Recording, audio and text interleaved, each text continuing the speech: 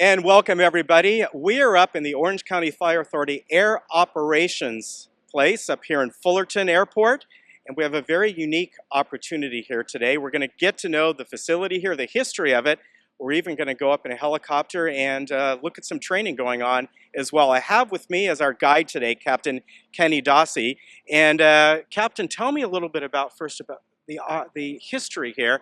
I was shocked to understand it only goes back 20 years. I would have thought this would have went back much further. Right. Well, first of all, thank you guys for coming out here and spotlighting our air operations section. We actually are celebrating our 20th year of Orange County Fire Authority having a helicopter, and that all started back in 1994. There was a lot of information that went into it prior to that, but in right around the Laguna Beach fires is a time that we had difficulty getting aircraft. So right after that happened, we actually ended up getting our own aircraft. And from then, we've kind of grown into this air operations section that we have. And we'd just like to show you around and show you what we got and what we have to offer. Yeah, that's what I was so surprised at. If you just asked me how long do you think this facility has been around, or at least the air operations, I would have said it went back to the 1970s. But prior to that, if you needed air support, where would you get that from? Well, what we'd have to do is we'd have to go throughout the state and try to get contracting counties to come in and use their resources. And what happened when the Laguna fires were burning was everybody up and down the state of California was having fires, so all these air resources were committed, so we were unable to get our own. So now that we have our own, we have the ability to help out other counties, and we also have the ability to keep someone here and to protect our citizens here in Orange County. And I understand you have a fleet of 4 helicopters. Tell me a little bit about them. Okay, we actually have 4 helicopters right now. When we first started 20 years ago, we got a military surplus. We got a 1966 and a 1967 Super Huey from the military. Since then, we've taken that helicopter and we've souped it up, and those were our first 2 helicopters. In 2008, we were able to purchase 2 additional newer helicopters, and that's Helicopter 1 and Helicopter 2. And what I'm probably going to do today is walk you around and show you each one of those. Yeah, it's very interesting. You were telling us a little bit earlier that we're going to find out about that you usually have 2 that are operational and 2 that are in maintenance most of the time, right? Yeah, what happens with helicopters is if anything breaks on them at all, it's not like your car where your back window doesn't roll down anymore, or maybe your car doesn't shift properly. You don't do that in the air world. In the air world, if there's anything that's not working, then we bring it into maintenance and we fix it. So we have 4 helicopters, but usually there's only 2 that are out flying at a time. The other 2 are in maintenance. They're either getting broken down, making sure everything's working properly, or they're fixing something that is broken. All right, well, let's take a look back at the maintenance facility here first, and you can explain everything to us. Okay. You were saying a little bit earlier to us that, what is it, every so many hours, 100 hours that they come in for maintenance? Yeah, it's actually every helicopter after 25 hours, they get a minor maintenance done, and after 100 hours, they get a full maintenance done. And it just so happens that today, while you guys are here, we have Helicopter 3, which is our 1966 helicopter, and it's completely broken down. So as we walk over here through the shop area, you can see that the blades are actually laid out right here and taken off the top of the helicopter. They break it all down. They go through every nut, every bolt to make sure everything's secured and everything is airworthy. 100 hours, that seems like a very short amount of time. How long does it take for the average copter to accumulate that? It varies. It depends on how busy we are. During fire season, we try to have them all done with our 100 hours prior to fire season starting so that we can make it through the fire season. It just depends on how busy we are. Generally speaking, I would say it's about anywhere from 3 to 9 months. Okay. And as we're seeing here, this one going through its 100-hour maintenance, as you were saying, just about everything is stripped. How long does it take to go through a full maintenance on this thing? Well, that varies a little bit also depending on what else they're doing. Like I said earlier, we have 2 helicopters that are down in maintenance, so they're prioritizing on what needs to be done. But generally speaking, it'll take them a week to 2 weeks to strip this thing completely down. Our mechanics do an outstanding job of going through it, making sure it's airworthy and it's ready to go. And as you can see, the doors are off it, the engine's completely opened up, the blades are off it. They do a really good job of stripping it down. Well, we're going to go outside in just a moment where you have the 2 out there, and one of them is the older one, you call the Super Huey, Vietnam era? Yeah, this is the 1966, and its sister ship is right out here in 1967. They're both Super Hueys, and you're going to be able to get a chance to see what this looks like put back together. All right, well, let's walk out there and take a look.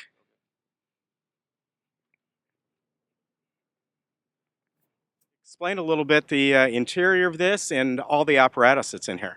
Okay, this is one of our frontline pieces of equipment today. Normally it's a backup, like you said, it's a 1967. So what we have right up here above my head, this is a hoist. This is capable of going down 275 feet.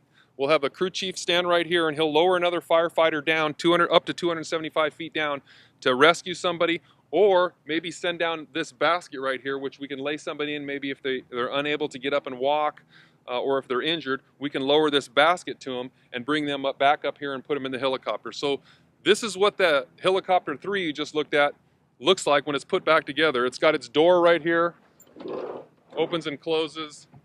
We've got swift water gear on here, and this is fully outfitted to not only fly and do rescues, but also directly below there's a tank here, and we can drop water on fires. The tank, how much does it hold?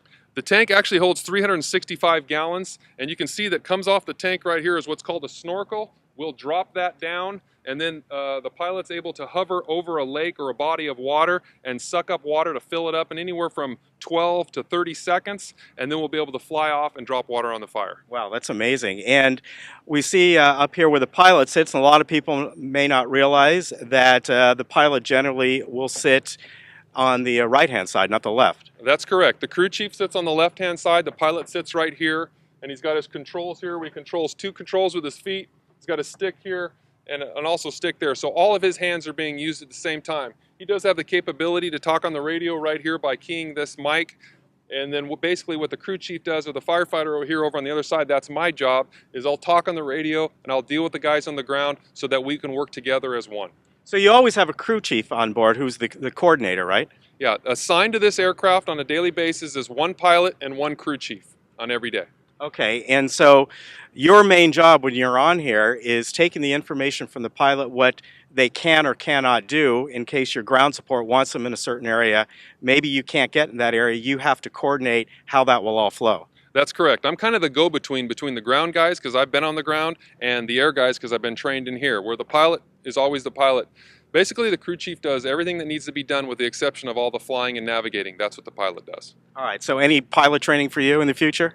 Probably not. Okay.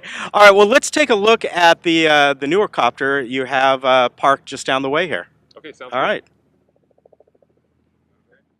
All right, Kenny, we're here in front of one of the sister copters that you got in 2008. Tell me a little bit about this one. This is a Bell 412. It's got the 4 blades up on top versus the Hueys, which just have the 2 blades. And a nice safety feature is there's actually 2 motors up on top. So if one motor was to go out, we could still fly away to safety and land the helicopter, where the other helicopter just has 1 motor. So there are some really nice upgrades to the new helicopters. Like I said, there's 2 of these, and they were both 2008 is when we purchased them.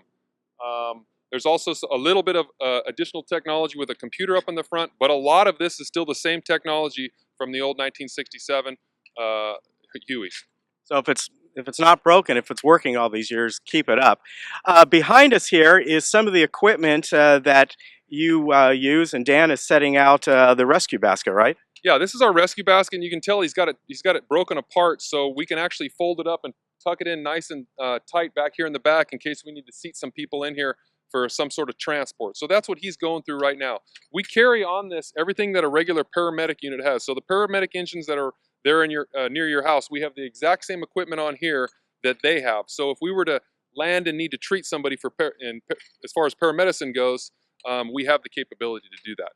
Now, would you, if you have a patient aboard, do you transport them directly to certain hospitals, or do you coordinate with an ambulance or a paramedic unit on the ground? That's a great question. That always comes up at our drills. It all depends on how the patient's doing. What I do as a crew chief is I'll get off and I'll ask the paramedic that's actually treating the patient, I'll say, is it in the patient's best interest that he goes directly to the hospital? If he says yes, we'll load him up on here and we'll take him to the hospital. If he says no, he can go by ground ambulance, then we'll go land somewhere and transport him over to a ground ambulance. Yeah, and I saw that recently firsthand up there on Saddleback, those 2 kids that were out hiking for days, and we lived right down the street from there, and we watched the whole operation, and we saw you guys land in a field, and then they got transported by ambulance. Yeah, absolutely. This helicopter right here behind me was involved in that. We actually rescued the Orange County Sheriff officer that fell down the cliff and got injured, and then we actually rescued one of the original 2 hikers that everybody was looking for. We actually rescued one of them also with this helicopter right So here. this is the copter we're going to be going up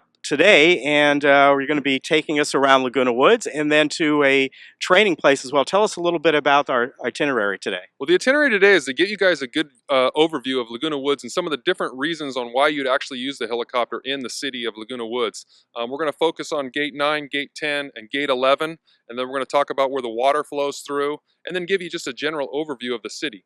And then additionally, what we have planned for training just for the new crew chief training is he's going to work on troop transport. So what that means is we're going to practice loading and unloading people and taking them to different destinations. And that's something that we do on fires with equipment or transporting citizens. Now, the captain here knows just a little bit about Laguna Woods because you were stationed at 22 for a long time, right? That's correct. I was actually on the engine company there for 5 years, and for the past 10 years, I've been on the truck company there. So I work at Station 22 all the time. I'm going back to Station 22. I'm just here for 6-month temporary training a new individual. When he takes this position, I'll be back in Laguna Woods. All right, well, we're going to get ready to go, and we'll catch up with you a little bit later.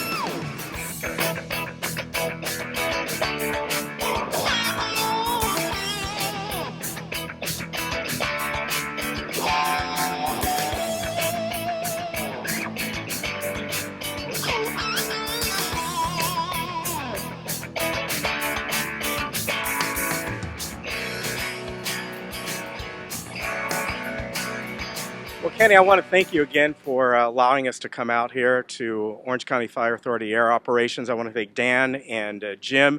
We had a wonderful experience today and a great appreciation of your helicopter support team here. Okay, well, thank you guys for coming out, and I look forward to getting back to Laguna Woods and serving the citizens there. Yeah, I hear you're coming back to 22 pretty soon, right? I got 1 month left, so I should be there pretty quick. All right. Well, we thank you. We thank all the firefighters here and for what all of you do. And thank you for this day. Again, it was a great pleasure. We appreciate it. Okay, guys, thanks.